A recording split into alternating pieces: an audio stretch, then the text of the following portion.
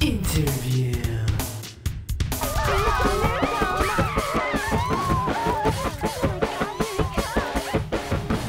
Today is a pretty big deal. We're here in Vegas and we are playing Duke Nukem Forever. And we're not playing a demo, we're not playing like a little snipped down version. We are starting the game at the beginning and just going. And it's a great time. It's awesome watching people play actually. You know, when Duke 3D came out, it was a moment in gaming time. I mean, it was really important. There was a lot of things that Duke did that we hadn't experienced before, and Duke was king, you know? And it's been a long time. We've had to wait so long. You know, it's been unfair. Working with Gearbox are all united in the idea of, you know, taking what a well-established vision, which is, you know, the game that we received from 3D Realms, and you know, looking at it from a very high level and seeing where we can add value. To have a worthy successor, to actually succeed with Duke Nukem Forever, you kind of have to balance two things at the same time. On one hand, we need to kind of relive those memories. Like what was great? What was the essence that was great about Duke 3D? We want to play with some of those great weapons again, and we want to remember those awesome experiences, but at the same time, it has to be an entirely new experience. Because if it's just a rehash or a redo, you know, we've already done that. We've already been there, and new graphics aren't enough. So you can have the best next-gen graphics in the world, but if the gameplay and the experience doesn't have some freshness to it, if it isn't an all-new experience, then it's going to feel old and tired. In terms of, like, you know, just kind of how legendary this game is, for me, I can't think about that, because then it just gets too big. One of the first things that really stands out in realizing that we're playing as Duke in today's world is actually comes from how the world is presented. One of the neat things about Duke Nukem's world is it's like our world. It's very similar to our world, but it's different. It's almost like a funhouse mirror reflection. And so what's funny is when we look at his world through the lens of ours, that's where we get the jokes. In his world, it's all serious. Like the fact that in his world in Vegas, the Bellagio Hotel is actually called the Fellatio Hotel.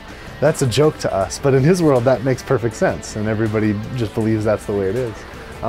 It's through that kind of mirror of our world, or upside down version, that we kind of see that, wow, it's today's world, and we can feel that evolution. So a lot of it happens in the way the story and the style is presented and the relevancy of the jokes. But there's also, you know, gameplay has changed a bit, and performance and quality of the fidelity of the experience has changed a lot. It's no contest. If you were to go back and take Duke Nukem 3D and put it next to Duke Forever, you feel like you're in a completely different. You feel like you're in a time machine.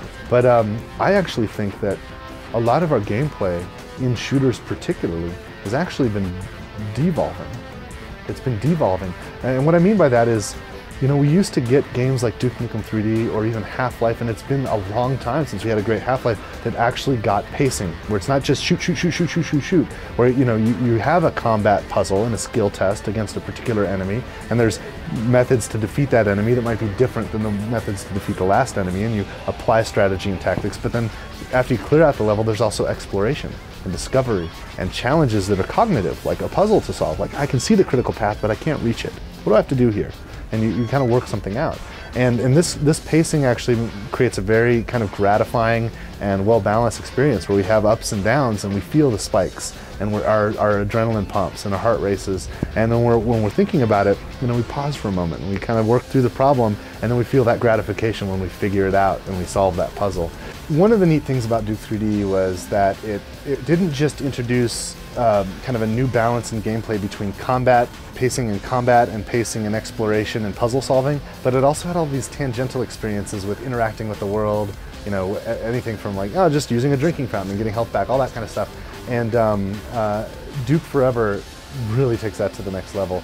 I was astonished as we were going through the things that the 3D Realms guys did. I was astonished at how much love and care and effort was put in to make sure there's interactive experiences. Literally, for the first few times I was playing the game, I peed everywhere. I just thought it was so funny, you know, and that's such, as you said, it's a very memorable way to open a game. But yeah, every time I found a toilet, I was like, oh, pee. You know, the pool table, that's nothing. Like, there's a fully interactive, feature-complete pinball machine, you know, and it totally works and functions. And what's neat about it too is some of the things that you can do in Duke's world are kind of the things that Duke would do. You know, they're like things that would reflect the attitude and personality of this character. And there's actually in-game bonuses. When you do these things, your ego increases. And Duke, you know, he doesn't have health. He doesn't have hit points. He's got ego, you know? And you can bruise his ego, but it's hard to kill the man, and he'll just rally himself and get his ego back. So some of these behaviors will actually expand your ego, grow your ego, and make you more powerful in the game.